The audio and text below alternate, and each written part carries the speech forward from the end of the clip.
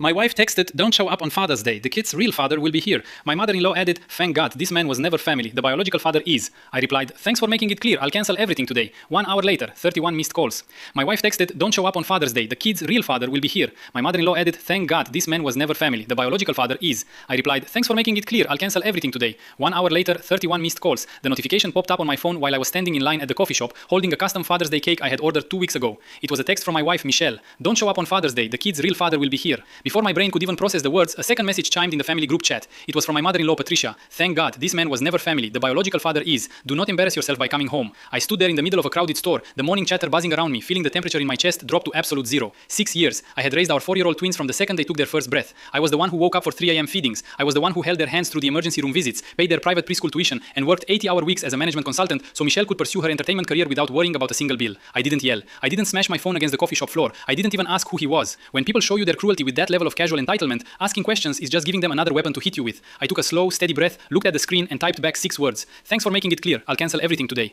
I walked out of the coffee shop, handed the cake to a homeless man sitting on the corner bench, got into my car, and pulled out my laptop. Michelle and her mother had made one fatal miscalculation. They assumed I was trapped by my love for them. They thought I would beg, cry, and plead for a place at the table I built with my own hands. They forgot who owned the table.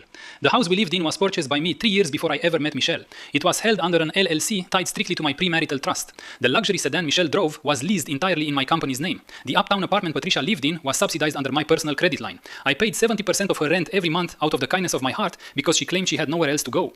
I sat in my car in a quiet parking garage and systematically revoked every single privilege they took for granted. First, I logged into my banking portal. I removed Michelle as an authorized user on all 4 primary credit cards. Second, I called the property manager of Patricia's apartment complex. I informed them that my autopay guarantee was immediately terminated effective that minute. Third, I called my attorney James. "James," I said, my voice dead calm, "draft the divorce papers, file an emergency motion to disestablish legal paternity and freeze all joint assets, and issue a formal 24-hour notice to vacate for an unauthorized occupant at my residential property." "Are you sure?" James asked, stunned by how cold I sounded. "File it now." Next, I canceled the private preschool enrollment for the upcoming fall semester and had the $18,000 deposit refunded directly to my personal account. If their biological father was finally stepping up, he could pay for their education. It took me exactly 45 minutes to dismantle the entire financial ecosystem they had bled dry for 6 years. Then I turned off my phone's ringer, drove to a quiet beachfront motel 2 hours out of town, and checked in under my middle name. 1 hour later, I connected my iPad to the motel Wi-Fi. 31 missed calls, 18 from Michelle, 9 from Patricia, 4 from unknown numbers. Dozens of frantic voice notes flooded in. I opened the live feed on my home security cameras instead. Michelle was standing in the driveway, screaming into her phone in tears.